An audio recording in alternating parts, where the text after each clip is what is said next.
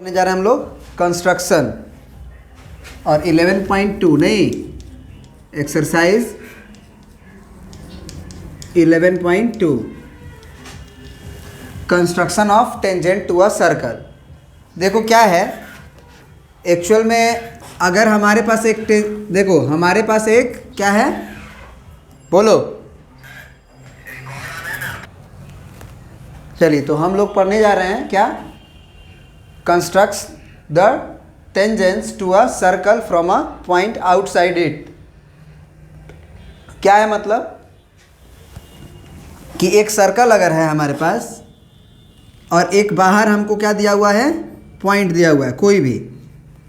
Actual में क्या करता है ना कि वो सेंटर से कुछ डिस्टेंस पे देता है, कहता है कि सेंटर से कुछ डिस्टेंस पे पॉइंट है, वहाँ से आप दो टेंजेंट खींचो, क्योंकि दो ही टेंजेंट खींचे जा सकते हैं बाहर से। तो आखिर क्या करें कि हम टेंजेंट खींच दें। हाथ से नहीं खींचना है, ऐसे नहीं कि जैसे हम अभी खींच रहे हैं वैसे खींचना है ना, हाथ से नहीं खींचना है आपको, है ना। तो ये बात तो आपको पता है ना, ये 90 डिग्री होगा और ये 90 डिग्री होगा।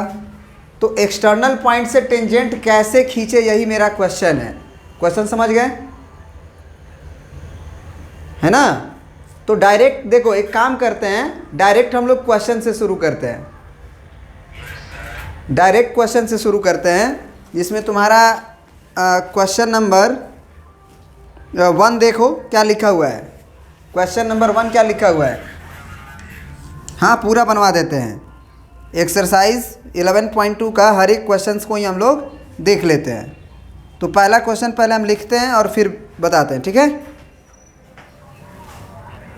चलो तो पहला क्वेश्चन क्या है, पढ़ते हैं हम लोग। कह रहा है कि draw a circle of radius 6 centimetre. तो कुछ नहीं करना है, सबसे पहले हम लोग को 6 सेंटीमीटर का एक सर्कल बना देना है। कोई दिक्कत, यहाँ तक काम हम कर सकते हैं। कंस्ट्रक्शन बनाते समय कुछ बातों का ध्यान देना पड़ता है। अगर तुम कुछ बातों का ध्यान दोगे तो कंस्ट्रक्शन बिल्कुल सही बनेगा, नहीं तो क्या होता है कि थोड़ा बहुत गलती हो जाता है। तो वो ध्यान देने वाली बात क्या है वो सुन लो। सबसे पहली बात कि कंपास और पेंसिल अपना एडजस्ट करते हो जब, तो जो कंपास का पॉइंट है और जो पेंसिल का पॉइंट है, उसमें पेंसिल का पॉइंट को हल्का सा बड़ा रखना, दोनों बराबर मत रखना, दोनों को बराबर नहीं रखना, है ना। कंपास वाले पॉइंट को हल्का छोटा और पेंसिल वाले पॉइंट को हल्का सा बड़ा, मतलब बहुत ज़्यादा नहीं, हल्का सा। दूसरा चीज़, ये तो बात एक ध्यान देने वाली है। दूसरा चीज़, जब रेडियस तुमको 6 सेंटीमीटर का एक सर्कल बनाना है, रेडियस 6 सेंटीमीटर का जब सर्कल बनाना है, तो तुम्हें क्या करना है कि वो कंपास को एडजस्ट करके नहीं नापना है। पहले अपना स्केल लेना है। मान लो ये तुम्हारे पास स्केल हो गया, एक पॉइंट का भी गलती नहीं होगा अगर ये ध्यान दे के बनाओगे तो, जो हम बता रहे हैं, है ना, पॉइंट का भी गलती नहीं होता है। क्या करो कि इस पे 0 लिखा होगा और इस पे 1 2 3 4 5 6 लिखा होगा। तो तुम 0 वाले पॉइंट पे कंपास वाले पॉइंट से हल्का सा दबा देना, अपने कॉपी पे रख लेना जिस पे कंस्ट्रक्शन करना है दूसरे जगह, और वहाँ पे क्या करना है, जहाँ कंस्ट्रक्शन करना है वहाँ नहीं, दूसरे जगह क्या करना कि हल्का सा उस पेंसिल के नोक से मत दबाना, कंपास के नोक से दबा लेना 0 पे और कंपास के नोक से दबा लेना 6 पे। और उसके बाद अपना कंपास का पॉइंट यहाँ और पेंसिल के पॉइंट को यहाँ जब रखोगे, तो जब हल्का सा हम दबाए रखेंगे तो सोचो क्या होगा, वो हमारा पेंसिल का नोक उसी में जाके गिर जाएगा। तो उससे क्या होगा ना कि थोड़ा भी छोटा बड़ा नहीं होता है। अब कुछ लोग क्या करते हैं ना कि स्केल रखते हैं, जैसे मान लो कि ये स्केल है तुम्हारा, बाय द वे मान लो कि ये स्केल है तुम्हारा। अब स्केल रख दिए, अब 0 पे रख के कंपास को बढ़ा रहे हैं 6 पे लाने के लिए। अब कंपास पे ला रहे हैं, थोड़ा कम कर रहे हैं, ला रहे हैं, कम कर रहे हैं। उससे क्या होता है ना कि वो बिंदु ही इधर उधर घसक जाता है, और बिंदु के इधर उधर घसक जाने से इधर वाला बिंदु के 1 सेंटीमीटर मतलब कुछ ना कुछ तो दिक्कत हो ही जाता है। तो इसीलिए क्या करो कि कंपास के पॉइंट को हल्का सा दबा दो यहाँ पे, फिर 6 पे दबा दो, और 0 और 6 पे दबाने के बाद अब हट जाओ स्केल को हटा के, उसके बाद ये कर लो। हम बोले कि पेंसिल के नोक से मत दबाना, क्योंकि पेंसिल के नोक से दबाओगे तो वो पेंसिल टूट सकता है। तो जब पेंसिल टूट जाएगा तो फिर उसको, समझ रहे हो ना, टाइम लगेगा तो टाइम बर्बाद होगा। तो ये बात का ध्यान रखना। तो चलो इतना करने के बाद हम कंस्ट्रक्शन अब शुरू करेंगे। 6 सेंटीमीटर का अगर हमको सर्कल बनाना है तो हम कंपास पे अपना नाप लेंगे, अपना कंपास का पॉइंट यहाँ रख के एक सर्कल ड्रॉ कर देंगे। ये सर्कल हमारा हाँ 6 सेंटीमीटर रेडियस का होना चाहिए। थोड़ा सर्कल छोटा बनाए, कोई दिक्कत? ये देखिए, ये हमारा 6 सेंटीमीटर रेडियस का सर्कल हो गया। अब क्या करना है तुम्हें कि फिर बोला है कि from a point 10 centimetre away from its centre construct the pair of tangent to the circle and measure their length. कह रहा कि सेंटर से कितना दूर? तो 10 सेंटीमीटर दूर। सेंटर से 10 सेंटीमीटर दूर एक पॉइंट लो। तो आप क्या करना कि सेंटर पे 0 वाला पॉइंट रख देना अपने स्केल का। जैसे मान लो मेरा ये स्केल है, तो 0 वाला पॉइंट को हम यहाँ रख दिए, और 10 वाले पॉइंट पे हम क्या करेंगे, हल्का सा दबाएंगे। अपने कंपास वाले पॉइंट को लेके ऐसे दबा देंगे, हल्का सा दबा दिए, फिर हटा देंगे स्केल को, या स्केल को नहीं हटाएंगे। अब स्केल को यहाँ वाला कंपास का हल्का सा पॉइंट रहेगा दबा हुआ, यहाँ रहेगा दबा हुआ। तो जब हम पेंसिल से इसको मिलाने का कोशिश करेंगे तो मेरा पेंसिल इसी में आके गिर जाएगा। इसी में आके क्या हो जाएगा जी? गिर जाएगा। तो गिर जाएगा तो इधर उधर हो ही नहीं सकता, होने का सवाल ही नहीं पैदा होता है। तो मान लेते हैं कि ये पी पॉइंट है, ये 6 सेंटीमीटर था, ये और कितना हो जाएगा? 4 हो जाएगा ना। हाँ, तो एक्चुअल में क्या होगा कि ये 4 लेंथ इससे थोड़ा कम होना चाहिए, लेकिन कंस्ट्रक्शन को बनाना चाहते हैं थोड़ा सा फ्रेश, तो इसीलिए थोड़ा सा दूर ले लिए। कोई दिक्कत तो नहीं है? नहीं है। अब क्या करना है कि अगर यहाँ से हमको 2 टेंजेंट खींचना है तो बहुत बच्चा क्या करता है कि स्केल लेता है, स्केल यहाँ रखेगा, ऐसे रखेगा और ऐसे खींच देगा, ऐसे एगो खींच देगा, एगो इधर रखेगा स्केल, ऐसे खींच देगा। ये गलत है, काट देगा कोई भी, ऐसे नहीं खींचते हैं, ठीक ना। तो ये चीज़ नहीं कीजिएगा कंस्ट्रक्शन करने के लिए। अब जो हम बता रहे हैं वो स्टेप्स को ध्यान रखिएगा। सबसे पहले आप जो PO है इसका परपेंडिकुलर बाइसेक्टर खींचिएगा। PO का क्या खींचना है हमें, और परपेंडिकुलर बाइसेक्टर कैसे खींचते हैं आपको पता होगा। एक लाइन है मेरे पास, मान लो ये, इसका परपेंडिकुलर बाइसेक्टर खींचना है तो अपना कंपास का पॉइंट यहाँ लेंगे, आधा से अधिक आर्क लेंगे, पूरा आर्क ले लेंगे तो और बढ़िया है। ये आधा से अधिक बोला जाता है, तो आधा से अधिक का मतलब पूरा ले लो, कोई दिक्कत नहीं है। ऊपर एक काटो ऐसे, ना ना ना ना ना ना, PO। हम आपको लाइन सेगमेंट को मतलब परपेंडिकुलर बाइसेक्ट करने बता रहे हैं। एक ऊपर काटे, एक नीचे काटे, फिर यहाँ से उसको घटाएंगे बढ़ाएंगे नहीं, ऐसे काटेंगे। अब इस पॉइंट को और इस पॉइंट को क्या कर देंगे, ज्वाइन कर देंगे। तो ये क्या होगा कि ये मान लो P है और ये O है, तो इसका परपेंडिकुलर बाइसेक्टर खींचा गया। क्लियर है? तो अब P और O को लाइन सेगमेंट मान के सारा कुछ भूल जाएंगे कि सर्कल वर्कल भी है, हम उसका परपेंडिकुलर बाइसेक्टर खींचेंगे। तो आधा से अधिक आर्क, कंपास को बढ़ा के, पेंसिल को बढ़ा के आधा से अधिक यहाँ आर्क लेंगे, ऊपर काटेंगे, नीचे काटेंगे, काट लिए। फिर यहाँ से आधा से अधिक लेके यहाँ काटेंगे और यहाँ काटेंगे।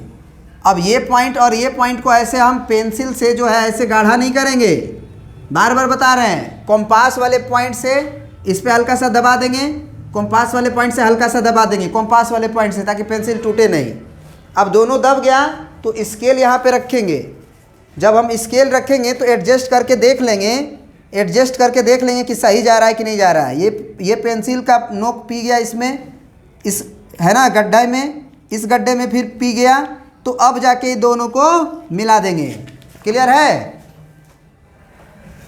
अब क्या करेंगे, अब देखो, अभी ध्यान देने वाली बात है, अभी ध्यान देने वाली बात है ना? क्या है वो ध्यान देने वाली बात, वो समझो। जो परपेंडिकुलर बाइसेक्टर का ये पॉइंट आया, इसको सेंटर मान लेंगे। हमको एक सर्कल बनाना है अब नया, वो अपने से बनाना है, खुद से। तो सेंटर तो मिल गया सर्कल का, वही चीज़, वही कितना सेंटीमीटर का बनेगा, वही चीज़ ध्यान देना है। सेंटर ये लेना है, जो परपेंडिकुलर बाइसेक्टर आया ना,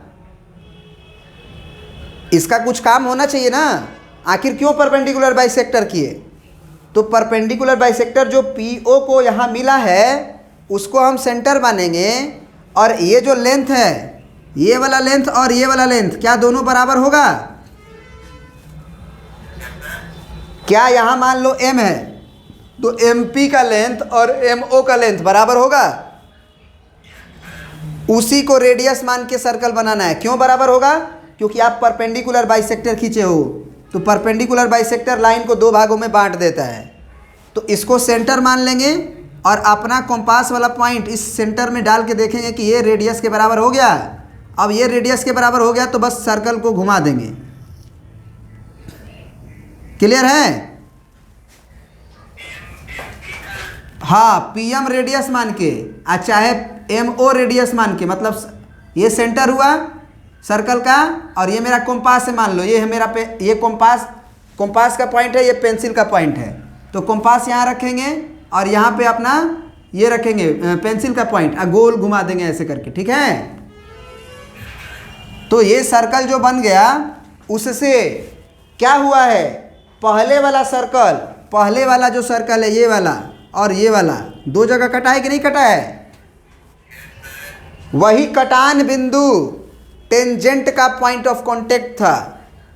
इसका मतलब यही कटान बिंदु को हल्का सा कंपास के बिंदु से दबा देंगे और फिर इसको क्या कर देंगे, वही टेंजेंट है ऐसे। अब जरा बताओ आप हमें कि ये सर्कल पे दो टेंजेंट खींच गया कि नहीं बाहर से? तो इसको नाप के बताना भी है कि कितना होगा, इसको नाप के बताना भी है कि कितना होगा। बोला है ना कि find the measure of their length and measure their length. तो स्केल से नाप लेंगे, लेकिन नाप के जो आएगा वो मत लिखना, क्योंकि हो सकता है कि इतना बढ़िया से बनाने के बाद भी 1-8 सेंटीमीटर का गलती हो जाए। तुम क्या करना कि ये तो जानते हो ना कि ये सेंटर है और ये टेंजेंट है, अगर तो यहाँ पे ये जब मिलाएंगे तो ये 90 डिग्री होगा, क्योंकि सेंटर पे जो टेंजेंट होता है, रेडियस जो होता है, रेडियस टेंजेंट पे क्या डिग्री का एंगल बनाता है? 90 डिग्री। अब ये रेडियस कितना का था बताओ? 6 का था। और ये जो पूरा लेंथ था वो कितना का था? PO length. तो ये जो 10 सेंटीमीटर है, इस 90 डिग्री के लिए हाइपोटेनस का काम कर रहा है कि परपेंडिकुलर का? यही गलती हो जाता है बच्चों से, जो तुम अभी बोले ना परपेंडिकुलर, वो गलत है। 90 डिग्री के सामने वाला लेंथ को हाइपोटेनस बोलते हैं।